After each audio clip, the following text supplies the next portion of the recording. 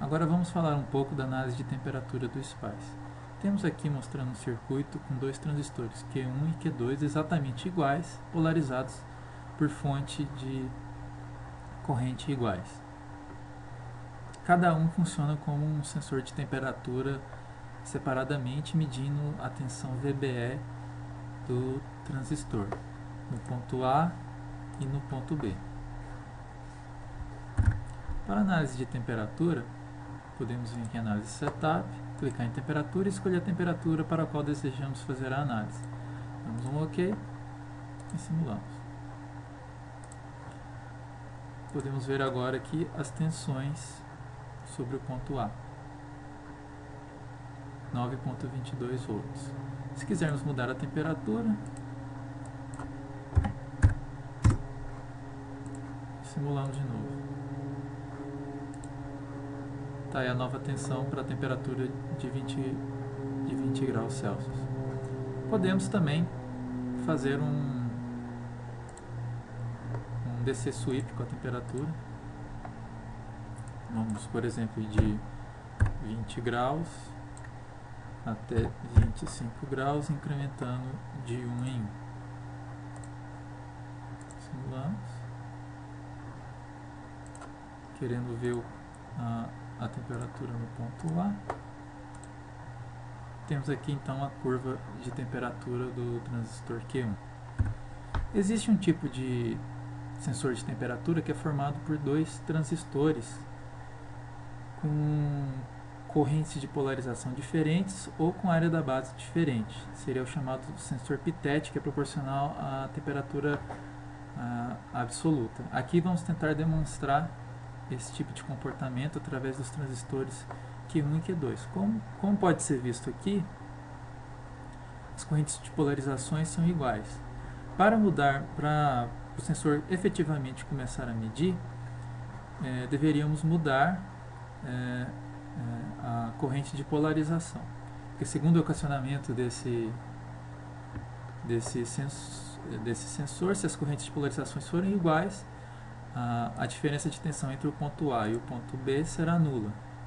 Então podemos mudar aqui a corrente de polarização, por exemplo, fazer aqui 3 vezes maior. E vamos simular o circuito. Por exemplo, em 20 graus.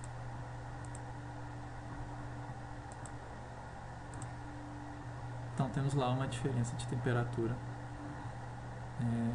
nos emissores delta VBE, né?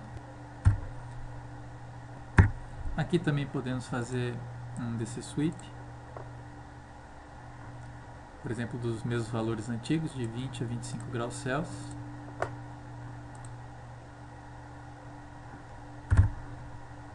E agora vamos fazer a diferença de VA menos VB.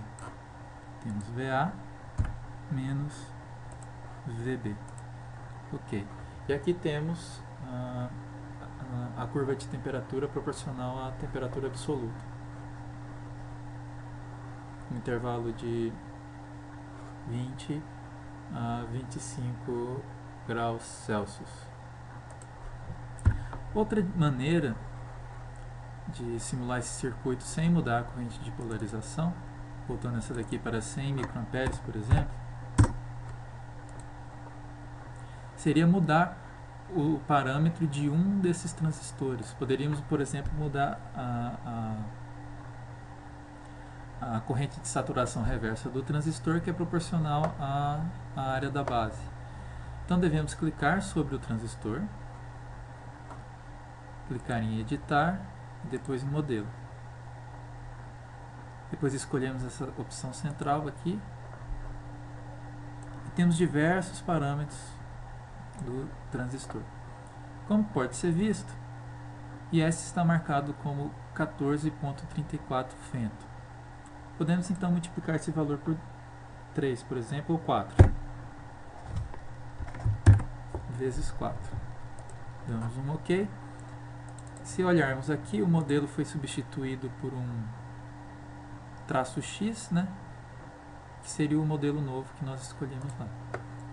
Então, fazendo de novo o DC sweep, simulamos. e pegamos o valor VA menos VB. Aí está a curva de temperatura.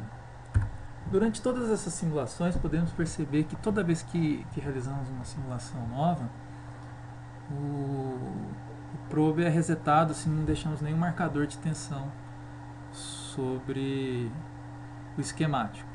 Mas como nesse caso nós estamos fazendo a diferença entre duas tensões, não tem como deixar dois marcadores aqui medindo as diferenças de tensão.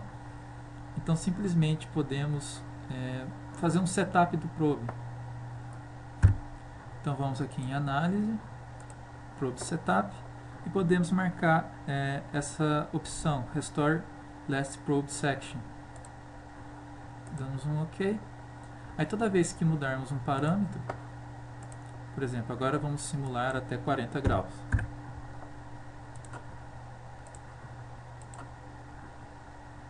A última seção do probe continuará, que seria o VA menos o VB. Voltando a falar um pouco aqui sobre o modelo do transistor,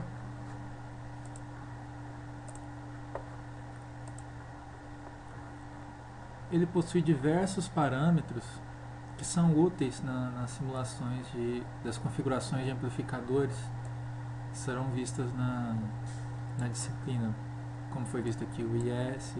Tem o VAF, que define a resistência de saída, tem o BetaF e outros parâmetros que determinam também a resposta em frequência do transistor, que determinam as capacitâncias internas, CJC, MJC. Enfim, são parâmetros que vão ser úteis na simulação dos circuitos da disciplina. Bem, aqui vão algumas dicas se a simulação do SPICE não rodar, né? Ter certeza de ter colocado um GND, pois nenhum circuito irá rodar sem colocar esse GND. Ter certeza que o circuito esteja conectado corretamente, verificar se não tem nenhum ponto flutuando, não existe nenhum resistor curto-circuitado, coisa desse tipo. Sempre verificar as mensagens de erros que o programa expõe e o output file, que também às vezes fala em que ponto da simulação não deu certo. Muitas vezes ele não consegue convergir na análise transiente e às vezes mudando o print step e o step selling você consegue fazer a simulação perfeitamente. E ter certeza de não colocar símbolos portugueses como cedilha e acentuação no caminho do diretório do seu arquivo. Aqui estão algumas referências caso vocês queiram saber mais sobre o PSPICE.